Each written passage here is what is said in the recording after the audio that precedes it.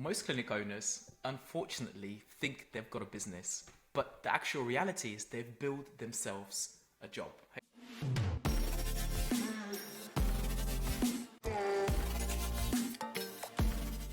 Hey guys, my name is Stefan Gospodinov and I'm the founder of Practice Peak, and we help dozens and dozens of clinic owners actualize themselves, develop the mindset that it takes to build a truly successful business. And the hard truth I find when working with clients is the problem is not how hard they work. The problem often is what they work on and who they work with. And in this short video, if you stay until the end, you're going to discover the method and the actual mindset and some of the exact strategies that I use to build a 7-figure practice with 15 plus full-time employees. We have 5 clinics now, so we understand the formula of scaling. And now I consult businesses as well, how they can do that too. And we're seeing the same results. So we know that there are certain traits, there are certain behaviors that lead you to success. And please stay until the end, because if you cannot focus for the next 15-20 minutes, then success is probably not something you should be chasing in the world of business. So the first thing is to get the definitions right. What do we mean by operator versus owner? These are probably terms you've seen before. What's an operator? What's an owner? Well, I've got some tick boxes here. The operator typically handles the day-to-day stuff. They feel like they're indispensable. The business is it's all about them. They work long hours. They're often overwhelmed. I used to be that guy, by the way, trust me. They focus on tasks, they focus on adjustments, they focus on the bookings, they focus on writing the emails, replying to the emails, logo design, payroll, invoicing, all of that stuff. They're quite reactive to problems. They're not necessarily long-term thinkers. They think short-term, like the next patient, the next task, the next problem, the next issue that I have to solve. Owners, on the other hand, they build systems.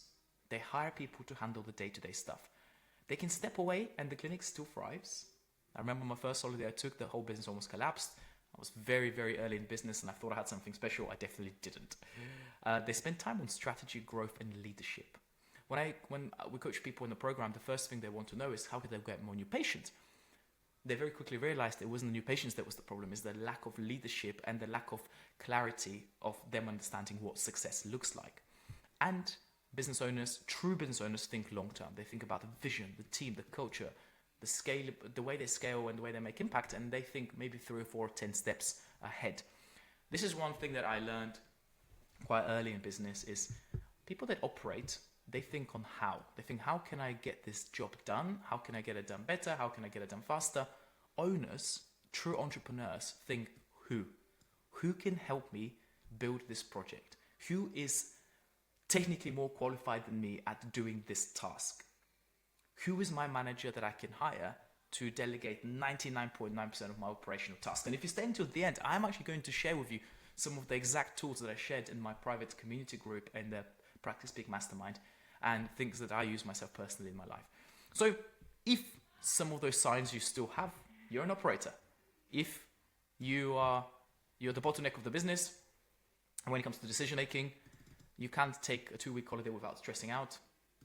You're always hiring reactively, so people leave you and you kind of didn't really see it, or you're constantly having to change staff, and you're working more hours but not making more profit.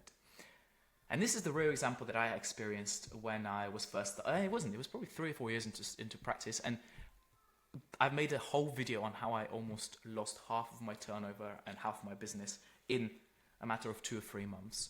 But what we did after we made those changes, we literally went from 50 to 100K a month, and we doubled the revenue by not adjusting more patients, but by streamlining the operations, by hiring the right people, and by simplifying our systems. And eventually, I know I've put like a laughing face here, but by removing Stefan from adjusting, I was one of the biggest bottlenecks.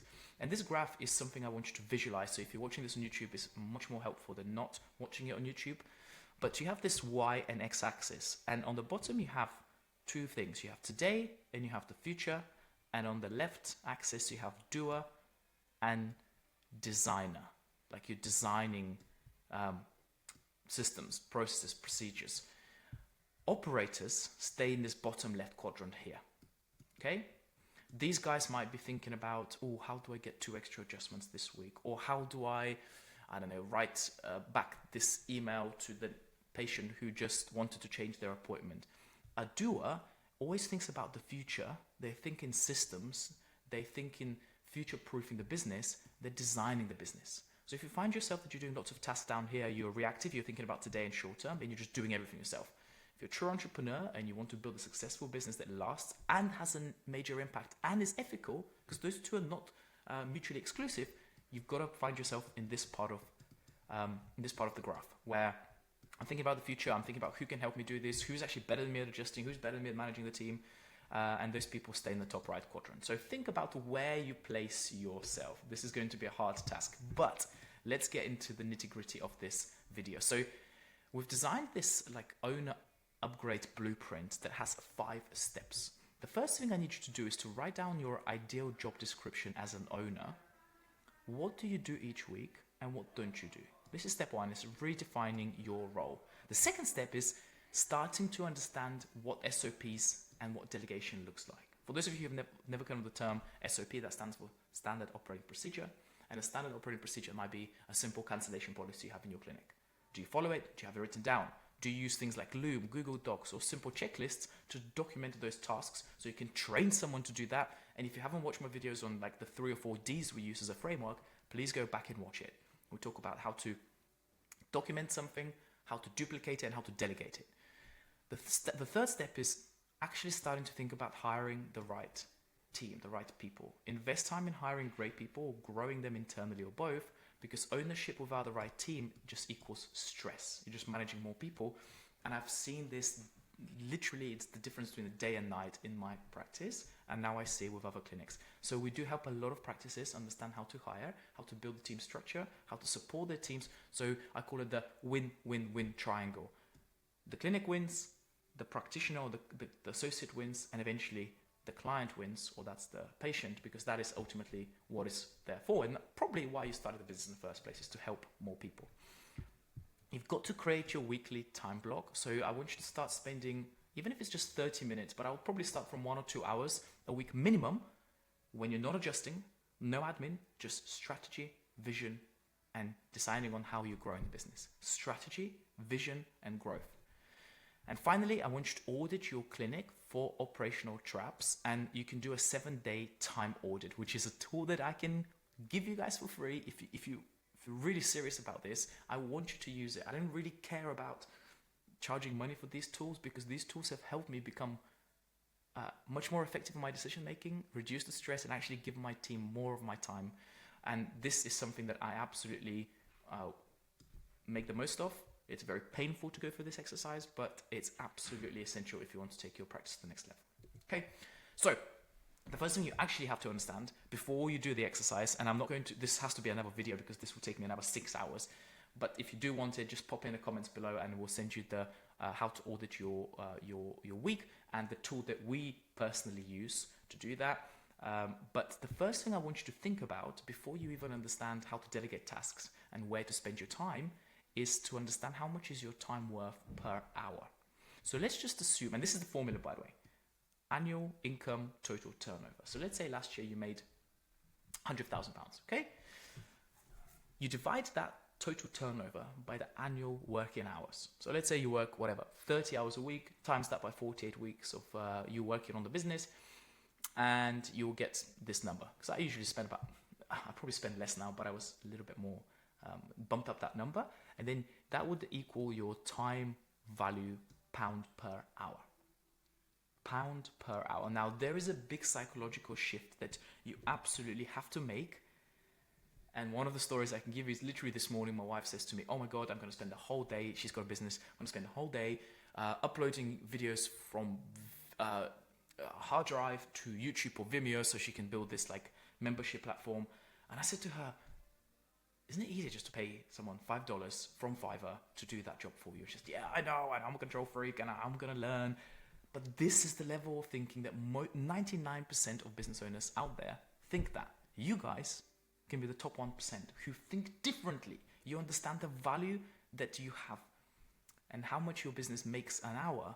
And for me, when I calculated, let's just say last year we made $1 million and I did this amount of hours, 1,440 hours annually. If you divide that, you get about £600-700 worth per hour. Now, or about 200 if you take profit instead of turnover. But what does that mean? Well, that means that if any task is below this number, it should be either delegated, eliminated, or automated. All should be done by you if that task produces that number, 694, or more of value. And that usually is me spending time about decision making and changing systems in the business, leadership in team meetings, scaling projects, hiring the right people. These are worth your time. And I know it sounds like such a big-headed statement, but it is just purely stats. It's just a mathematical equation to understand, based on the time you spend on the business, based on how much money the business makes, why would you be reading and sending emails every day? Why would you be designing a logo? Why would you be designing leaflets that you can pay someone $10 an hour from People Per Hour or Fiverr or just any type of delegation website where you can use those freelancers to do the work for you so you can spend your time on the high priority tasks? I cannot emphasize how important this is, guys. And this is the boring stuff that no one wants to spend time on.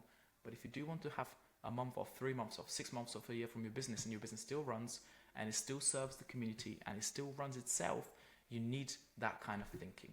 And like I said to you, this is not, this will be too much of a video, but we literally have this source here that we are happy to share with you, where we break down and we teach this, and I can share with you the training video if you want on what happens each day from Monday to Sunday. You audit yourself for a week, you use this tracker, and you understand what are the priorities, like how much money am I spending per, or what are the tasks I'm spending my money on or my time on, am I enjoying, am I not?